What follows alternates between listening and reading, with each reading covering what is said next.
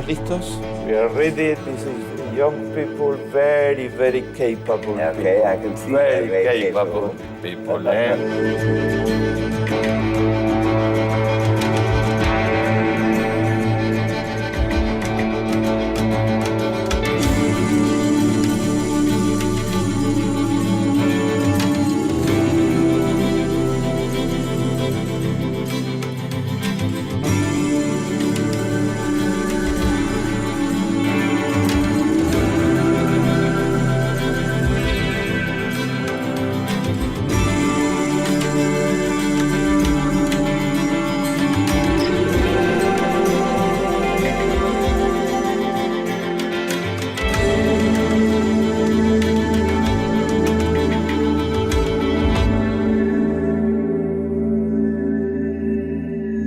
Amartya, you wrote in the 80s a seminal work that was very important for mankind. You wrote about famines and poverty. And you wrote permanently about famines and about hunger and about poverty. When did you start with this? From where are your inspiration for this? I grew up inside a famine. There was a famine in Bengal in 1943 in which about 3 million people died. This was the last famine India has had, and it was just at the end of the British rule. The British rule finished in 1947. This was 4 years before that. The British imperial rule in India began with a famine, 1770, and ended with another famine in 1943. So it was quite a major experience. It played a major part in one's thinking. I saw the people dying. I've seen people dying of illness, even relations, but I've not seen people dying in such large numbers. And as it became clear even then, and then of course I studied it later, that it was very mismanaged famine. In fact, the famine was almost entirely due to bad management by the colonial rulers. It played a big part in making the British Empire unviable, because the combination of inhumanity of the colonial rule as well as sheer incompetence, which the administrators showed, not understanding what was going on, indicated that the colonial rule is just not any longer viable. Even if it had been viable earlier, it couldn't anymore. Well, so that was an important experience. Then I thought about working on it. I mean, I read a lot about it. I was very young at that time. I was 9. How old were you? I was 9. You were 9. When the famine was finishing, I became 10. 10 years. So anyway, I always wanted to study it, but I also wanted to do some mathematical work. And I did my first work on social choice theory, first on choice techniques, and then on social choice theory. Both required analytical reasoning. But I had finished those works in the 60s and early 70s. So the famine work that you're referring to came out in the early 80s, 1981, yes. I think. But it was written in the 70s. Most of the research was 1970. My first paper on that was 1973. Mm-hmm. So that's when it was always in my mind, why did the famine happen?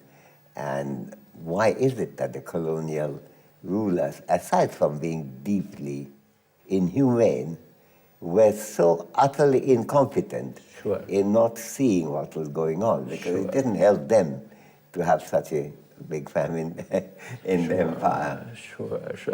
Do you remember, how do you feel when you have 10 years and you are in the center of this terrible... Well, I felt abysmal, and I was staying with my grandparents because I was staying in a small town, Shantiniketan, which was a university town established by Rabindranath Tagore, the Tagore the poet.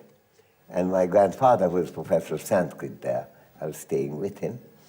My father was teaching chemistry in Dhaka, but this is a time when the war was going on, and my father thought that the Japanese might bomb Dhaka as well as Calcutta. So I was sent to this little village in Shantiniketan, which is where I saw. So I talked with my grandfather and grandmother a lot. They were completely convinced that the causation of the famine was not at all what the British imperial rulers were saying. That proved to be right much later. It's one of abysmal experience to see one by one it begins, and then it's like a tide of people wanting to go to Calcutta. The government provided no relief, but there were private charity, not enough. But there were people who were marching to Calcutta, and we were on the way to one of the main ways of going from some of the worst affected districts in Bengal to Calcutta. So I saw them. Nowadays, there are 1 billion of people in Hungary. What lesson we can apply to look for solutions? Yeah, I think we have to. I think there are three things. First, we have to recognize that there's an issue of social responsibility. It's not going to happen automatically. Even with high growth rate, it will not happen necessarily automatically. Sure. There are countries which have grown very fast without removing them until they took it up. I mean, if you look at your neighboring country, Brazil, that is, for a long time, they had high growth rate, but still there were enormous deprivation. It's only in the period under Cardozo and then under Lula that things changed. So you have to do something. You have to recognize social responsibility, that's point one. You have to recognize that the state can do things that the market cannot. The market is very important to generate resources, but it cannot, the ball can't end there. You have to play it more. And the third thing is to have the political climate where you defend it. I know that because I've been trying to argue for a more supportive state in India.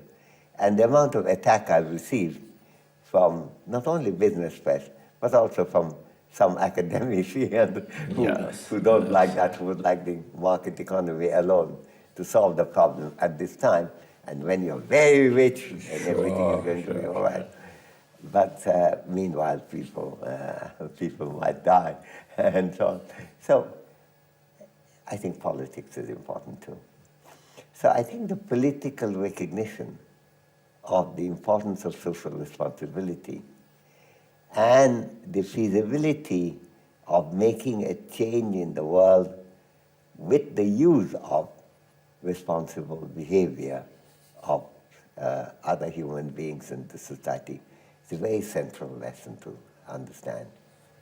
Nowadays, there are a dramatically increase of poverty, not in Africa, only in Europe.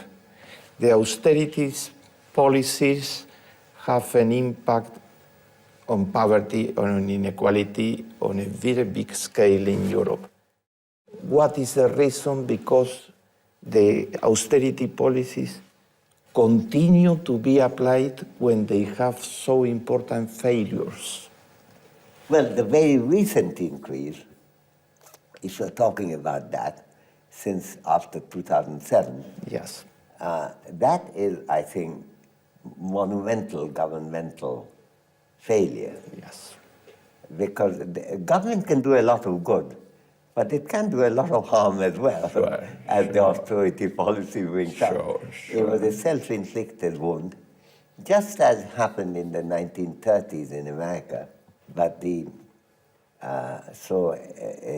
making them cut everything, social services, it looked as if you're saving money, but while you're saving money, you're also reducing demand and the growth rate, and with a low growth rate, then you're not able to pay back debt, nor meet people's requirements. So I think the economic thinking went extremely badly.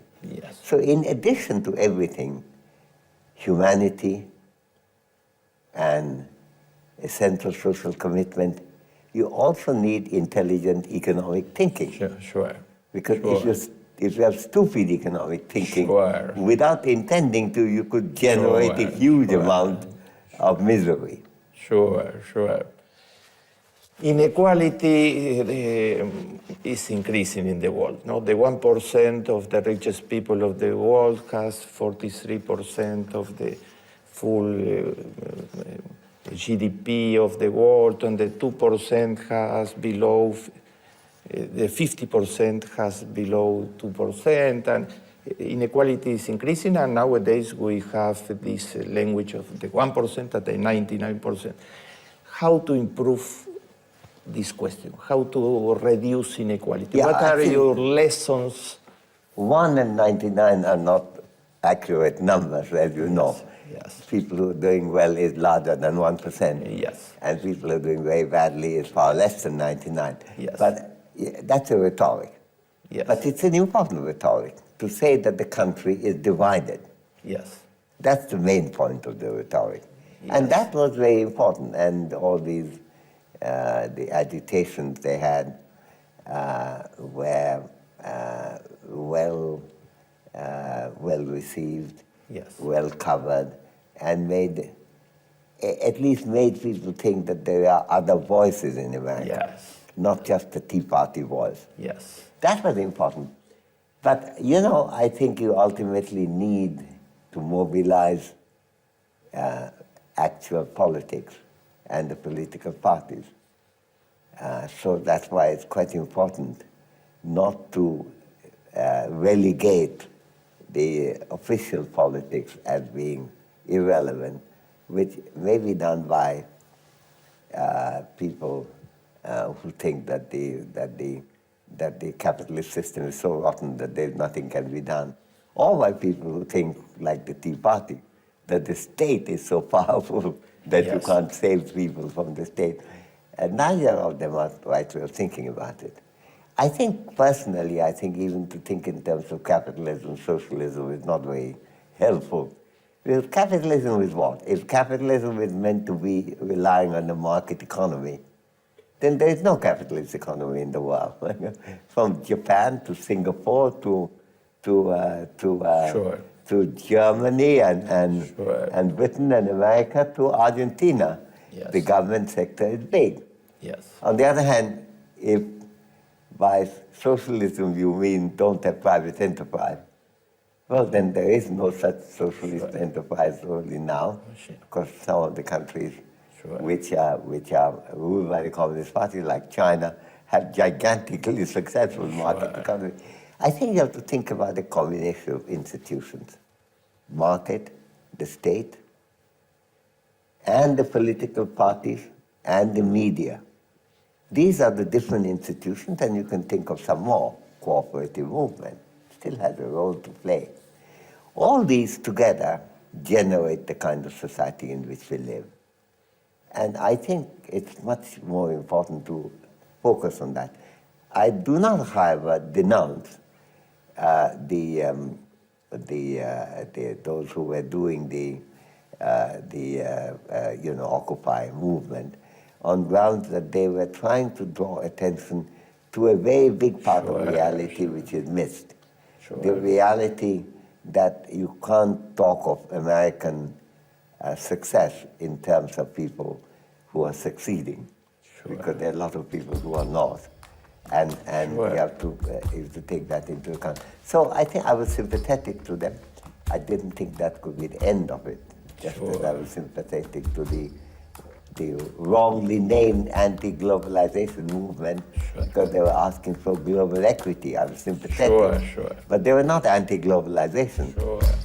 In fact, anti-globalization movement was one of the most globalized events in the world. People came from everywhere to demonstrate. Nos reconciliamos con seguir comprometidos con las ciencias sociales, sentados en nuestro rincón solitario. Pero es bueno poder ver lo que están haciendo los demás. Esta es una invitación a reemplazar el análisis por lemas, a ser guiado por un gran dogma. Necesitamos la clara corriente de la razón. Amartya Sen. Oslo.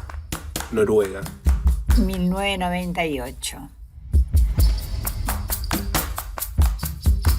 You received recently one of the most important awards of United States, the Humanities National Humanities Award from President Obama, and you are the first non-American that received this award. How do you feel? Not only first, the only one so far. I think they made a mistake. I think they did not know. I don't agree with you. I don't agree with you.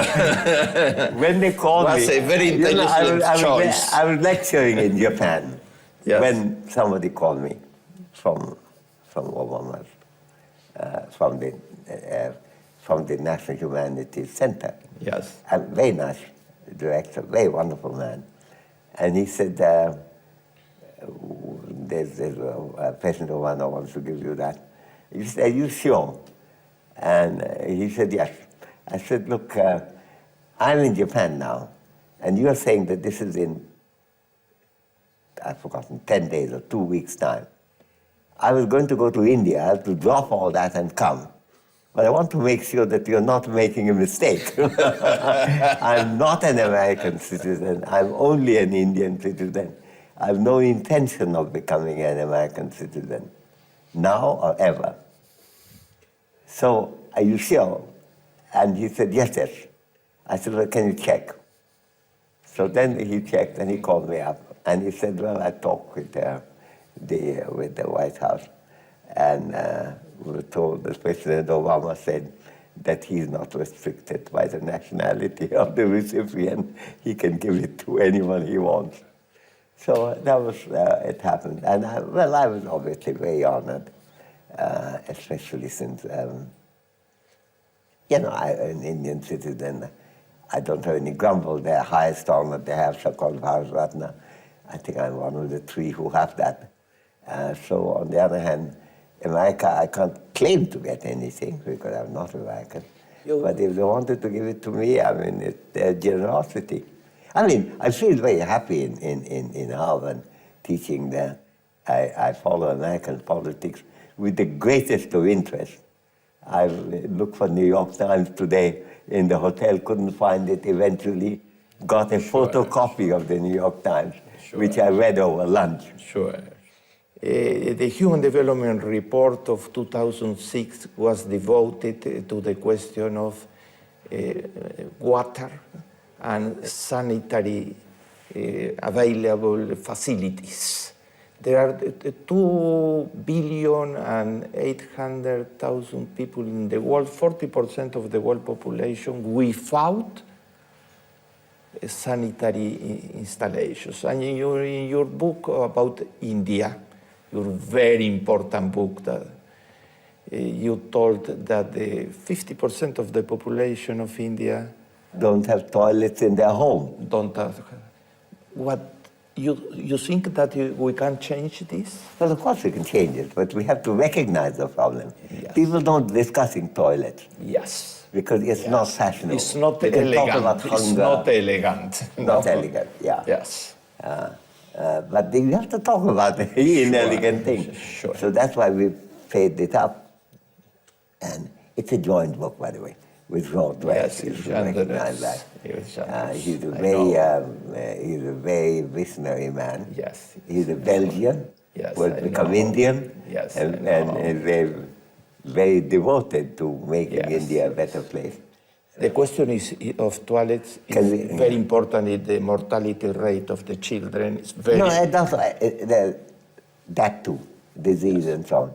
But in itself is a lack of dignity. Yes. Not to have a Yes. toilet in your home, Yes. especially for women. Yes. It's an absolute torture. Yes. And I think it's a gender issue. Sure. It's a feminist issue. Sure. Also. Why people don't take this up is an issue to be dealt with. The 2006 report was good. Yes. In many ways very good, because it was moved by a very big concern. Yeah, sure. Did it get all the data that it could have got? No, it didn't. Did it start a movement? Yes, indeed. But it wasn't followed up. Yes. And that's why in our book in India we tried to do it. that did get attention. I was talking about toilets everywhere, and people were terrified of that. And my publisher wanted to know, am I going to talk about toilets? I said, yes, I am.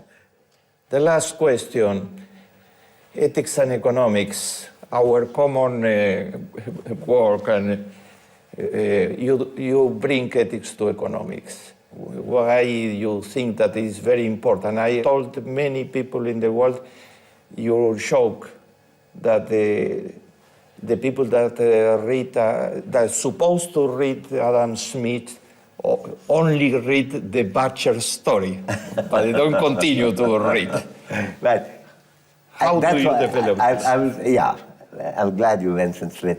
I didn't bring ethics to economics. The subject began with ethics. Yes. The founder of modern economics Adam Smith, sure. was Adam Smith, Sure. whose first book was on ethics, theory of moral sentiment. Yes. That has been our tradition. Yes. But it has been neglected a lot Yes. by the economics getting more and more technical on one side. I have nothing against technical things. I've done a lot of mathematical economics. Yes. I was president of the Econometric Econometric Society. Association. More than half my papers in economic theory came out in Econometrica. Sure. On the other hand, if you do technical economics and ignore some foundational aspects of it, including the role of ethics in human behavior and the role of ethics in understanding how an economy is doing, then you're missing out something. But the other was, I think, frankly, somewhat of a different political slant. Don't go into these issues. Try to see, the market thing, which actually Smith started. But he also discussed the limitations of the market, why you need regulation, why you need to supplement the market economy by constructive contributions of the state. So in many ways, Smith has remained a kind of inspirational figure for me, and he is the founder of the subject. So I would say it's not, you and I have a book together, which has been widely read, I know, which I'm very flattered at, and the fact that you took an initiative, and you're going around everywhere on ethics and economics, so I'm very grateful for your leading the charge. But we are not aberrations. We are, I would claim, in the mainstream of economics. That is the mainstream. Sure. If the mainstream has been taken away by some people, that does not make it any less mainstream. That is what Smith talked about, John Stuart Mill talked about, Karl Marx talked about, in the old way Wicksell talked about, even Walras talked about. And so did Marshall and Figu and Edward. So I think we are in the mainstream, and let's not pretend to be rebellious soldiers. We have to say that those who have taken it away have tried to divert a river from its course to somewhere else. We should resist it. Amartya, thanks very much for your answer, but for this exceptional dialogue. But thanks very much from my heart, in the name of many, many people of the world, because your contribution to make a world according to ethics was very, very important. Thank you very much. You're very kind. Thank you very much.